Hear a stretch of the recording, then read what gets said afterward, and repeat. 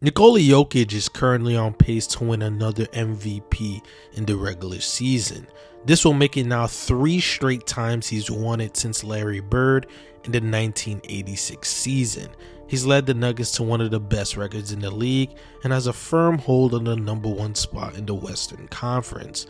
However, despite all the success Jokic and the Nuggets have had, there's been tons of speculations about how good the Nuggets will actually be come postseason time, and if Nikola Jokic can indeed be your best player on a championship team. So in this video, I'll be going over Jokic's entire offensive arsenal and answering the question if Nikola Jokic could be your best player on a team winning an NBA championship. I've noticed that people can be up and down on how they value Jokic's scoring. This year, his points per game have taken a dip with his shot attempts, leading people to be a bit lower on his scoring overall. Although just because his scoring production took a slight dip doesn't mean the value he brings as a scorer is diminished. This year he's leaned more into the movement heavy offense to create wide open look for his teammates. However, don't let this trick you into thinking his scoring potency has worsened with a diminishing volume in his scoring. He saw a jump in his efficiency this year. He had a 66.1 true shooting last year. This year, he now has a 70.4 true shooting percentage, which is easily the most efficient scoring season in NBA history once you account for the volume Jokic has. But how is he now having one of the most efficient scoring season ever? What is he doing? Well, one of the reasons is how much brighter he's become at picking when and where he should attack his matchup and shake up the coverages being run against him. He's good around the basket, displaying a perfect touch on his layups. He has the best touch around the rim in my opinion, because you rarely see Jokic make erratic moves around the rim unless he gets fouled. He has outstanding patience whenever he posts up, backing down his defender with sometimes a limited amount of dribbles to score at the rim with various counters in his arsenal, utilizing the push shot, floaters, and hooks. Now you package his flawless touch with his 7-foot, 284-pound frame, and you find yourself trying to guard a player with that much size and strength that has the touch of a gazelle around the rim.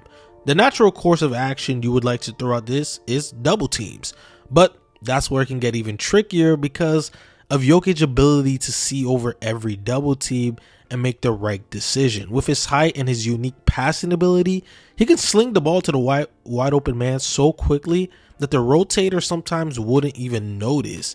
This leads to teams mostly digging and showing an extra body on those post-ups instead of just showing an outright double. Jokic has another way of countering this with quick deep seals in the paint where he can just catch the ball and immediately go up with it before the defense can even load up and try to stop him in that way. Sometimes you'll find a defender pushing Jokic off his favorable spot where now he can lean into his lethal mid-range game. Jokic is shooting an insane 61% from the mid-range, where you will see he likes to fall back to those fadeaway jumpers going towards the baseline with his jump shots, and most of the time is touching nothing but the net.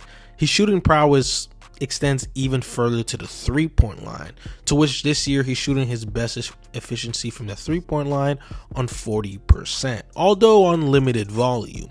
He's still providing unique spacing for his teammates, and with more context, you gotta remember he is a center, which means he's going to pull the other 5 men out of the paint, and usually the best rim protectors are at the center position, which means the court is more open, which now leads to even more avenues for the offense to be able to do, which leads to even more cutters to be able to cut to open space, which makes the Denver Nuggets offense so lethal. Jokic has the ball on the right wing with a clear side, and just notice before the clip starts playing again how open the paint is when you don't have Steven Adams there to try to alter a shot. Bruce Brown makes the cut, Jokic makes a beautiful bounce pass to Brown, and with Conchar making the rotation, Brown just finishes over him with an emphatic dunk. Sometimes you don't even need to have possessions where he's at the 3-point line. You can just have him at the actual free throw line, and you can see now on this possession you have 3 teammates in the strong side corner, And with a masterful cut by KCP, he can find himself not worrying about an actual guy being able to alter his shot, and he just makes this clean open layup. Jokic provides amazing value still playing off the ball too. He's an amazing screener. Because of his frame, it makes it difficult for players to try to navigate around him, which usually gives Jamal Murray easier looks with Jokic as a screener. The dribble handoffs are a staple in the Denver Nuggets offense, and it's a reason why they're in the top of the league in dribble handoffs. And after setting his massive screens, he'll get the ball from the pocket passes and he will usually fall into his floaters. I find it quite insane that Jokic probably has the best floater in the NBA, and he's a center. The reason why he has such a good floater is because of his unique touch that I alluded to earlier in the video. He will also too sometimes stop short to shoot those middies and threes, but he provides more damage when he's actually rolling downhill to attack the rim because he causes such pressure as a scorer in this fashion and as a passer. He's a very good and quick decision maker, so once he realizes the defender will be able to rotate fast enough, he will quickly throw the pass to the open man to finish the bucket for him. Jokic sets the screen for Jamal Murray on the top of the key that gets Okoro stuck on the screen, which gives space for Murray to attack. Jared Allen is in a drop to stop the initial drive, which just flows into a pocket pass to Jokic by the nail. Jokic stops before he enters the restricted area to shoot his floater, which hits backboard and goes in. Now, peep the difference on this one. Jokic sets the screen and the Blazers decide to late switch the ball screen. As soon as Jokic receives the pass, he quickly attacks the mismatch and goes to his spin. Now, this draws another Blazer defender to him from the paint, and this now leaves Aaron Gordon right under the basket with no defender on him. And Jokic just throws the pass to Gordon right under the rim for the easy slam. Jokic being the roller in the pick and roll causes a bunch of defensive breakdowns when he's the roll man. You try to play drop coverage, Jokic shown he can consistently make you pay with that floater to score efficient points. You try to switch the action, more times than not, you're placing a complete mismatch for Jokic to attack. And since Jokic likes to go quick for his attack, it makes it that much harder for defenses to try to set up on him. Yet, what makes him one of the greatest offensive engines we've ever seen is the value he brings as a passer.